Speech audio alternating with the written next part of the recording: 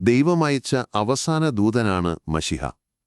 പ്രവാചകന്മാരെ ഒന്നിനു പുറകെ ഒന്നായി അയച്ചതിനുശേഷം ദൈവം ഒടുവിൽ മശിഹായെ അയച്ചു. മുൻ പ്രവാചകന്മാർ മുൻകാലങ്ങളിൽ പറഞ്ഞതെല്ലാം നിറവേറ്റുന്നതിനായി ദൈവം മശിഹായെ അയച്ചു. മശിഹ എല്ലാ പ്രവാചകന്മാരെക്കാളും വലിയവനാണ്. സ്വർഗ്ഗത്തിലെ എല്ലാ വിശുദ്ധ ദൂതന്മാർക്കും മുകളിലാണ് മശിഹായുടെ സ്ഥാനം. ദൂതന്മാരും യേശുവിനെ കർത്താവ് എന്നാണ് വിളിച്ചത്. മോശയും പ്രവാചകന്മാരും ന്യായപ്രമാണത്തിൽ എഴുതിയ മശിഹായെ ഞങ്ങൾ കണ്ടെത്തി എന്ന് പറഞ്ഞുകൊണ്ടാണ് ആദിയിൽ ശിഷ്യന്മാർ യേശുവിന്റെ ചുറ്റും വന്നുകൂടിയത്. യോഹന്നാൻ 1 വാക്യങ്ങൾ 41-45. യേശു ഒരിക്കൽ തന്റെ ശിഷ്യന്മാരോട് പറഞ്ഞു, നിങ്ങൾ കാണുന്ന കണ്ണുകൾ ഭാഗ്യമുള്ളത്. കാരണം ഞാൻ നിങ്ങളോട് പറയുന്നു, അനേകം പ്രവാചകന്മാരും രാജാക്കന്മാരും നിങ്ങൾ കാണുന്നത് കാണാൻ ആഗ്രഹിച്ചു പക്ഷേ കണ്ടില്ല, നിങ്ങൾ കേൾക്കുന്നത് കേൾക്കാൻ ആഗ്രഹിച്ചു പക്ഷേ കേട്ടില്ല. ലൂക്കോസ് അധ്യായം 10 വാക്യങ്ങൾ 23-24. ഒരു മനുഷ്യനും ഒരിക്കലും ചെയ്യാൻ കഴിയാത്ത പ്രവൃത്തികൾ യേശു ചെയ്തു. മറ്റാരും ഇതുവരെ പറഞ്ഞിട്ടില്ലാത്ത വാക്കുകൾ അവൻ സംസാരിച്ചു. തോറ, സുവിശേഷങ്ങൾ, ഖുർആൻ എന്നിവ മശിഹായെക്കുറിച്ച് പറയുന്നു. ഖുർആൻ യേശുവിനെ മിശിഹ എന്ന് വിളിക്കുന്നുണ്ടെങ്കിലും അവർക്ക് ഒരു പ്രവാചകൻ മാത്രമാണ്. കാരണം അത്യുന്നതനായ ദൈവമയച്ച മിശിഹായുടെ ദൗത്യവും ഉദ്ദേശ്യവും വിശുദ്ധ ബൈബിളിൽ മാത്രമേ എഴുതിയിട്ടുള്ളൂ. ജൂതത്തോറയിലും യേശുക്രിസ്തുവിന്റെ സുവിശേഷത്തിലും. യേശു ഒരു മതവും നിർമ്മിക്കാനോ പ്രോത്സാഹിപ്പിക്കാനോ വന്നതല്ല. ദൈവരാജ്യത്തിന്റെ സുവിശേഷം പ്രസംഗിക്കാനാണ് ദൈവം യേശുവിനെ അയച്ചത്. മുമ്പുണ്ടായിരുന്ന പ്രവാചകന്മാരൊക്കെയും അത്യുന്നതനായ ദൈവം ഭൂമിയിൽ തന്റെ നിത്യരാജ്യം സ്ഥാപിക്കുന്നതിനെക്കുറിച്ചുള്ള ദൈവിക പദ്ധതി വെളിപ്പെടുത്തി. ഭൂമിയിൽ ദൈവരാജ്യം സ്ഥാപിക്കുക എന്ന ദൗത്യവുമായാണ് ദൈവം യേശുവിനെ അയച്ചത്.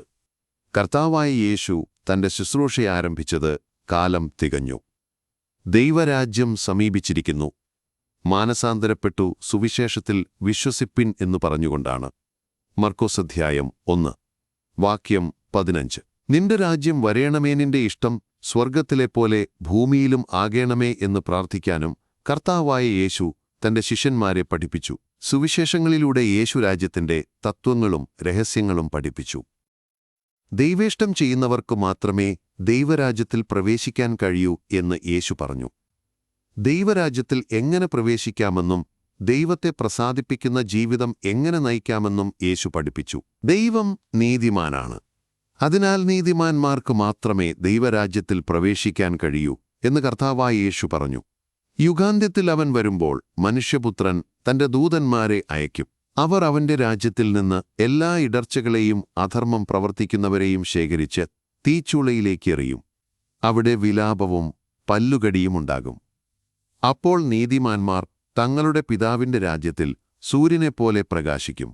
മത്തായി അധ്യായം 13 വാക്യങ്ങൾ 40-43 വരെ. കർത്താവിന്റെ വലുതും ഭയങ്കരവുമായ ദിവസം വരുന്നതിനു മുമ്പ് ദൈവം യേശുക്രിസ്തുവിനെ സമാധാന സുവിശേഷവുമായി അയച്ച ഈ സുവിശേഷം എല്ലായിടത്തും എല്ലാവരോടും പ്രസംഗിക്കപ്പെടുന്നു.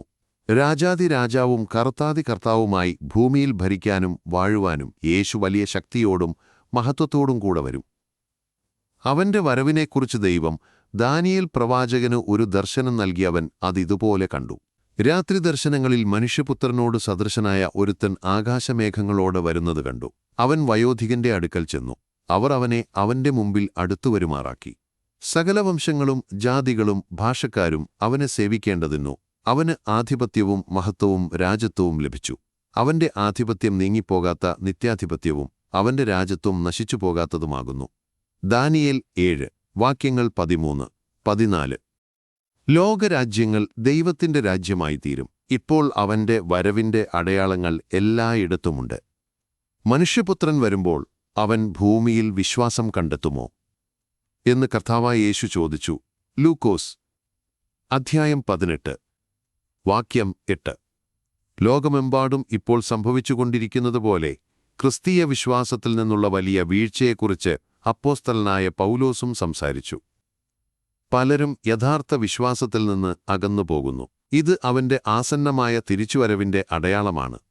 കർത്താവായ യേശുവും പ്രവാചകന്മാരും മുന്നറിയിപ്പ് നൽകിയതുപോലെ ആർക്കും പ്രവർത്തിക്കാൻ കഴിയാത്ത വിധം ഇപ്പോഴത്തെ അന്ധകാരം കനത്ത ഇരുട്ടായി മാറും. മശിഹായുടെ വരവ്, അവന്റെ ജീവിതവും ദൗത്യവും തോറയിൽ പ്രവചിക്കപ്പെട്ടിട്ടുണ്ടെങ്കിലും സുവിശേഷങ്ങൾ, കർത്താവിന്റെ നാമത്തിൽ വന്ന മിശിഹായുടെ പ്രവൃത്തികൾ, ഉപദേശങ്ങൾ, ഭൗമിക ജീവിതം എന്നിവ വിശദമായി പ്രതിപാദിക്കുന്നു.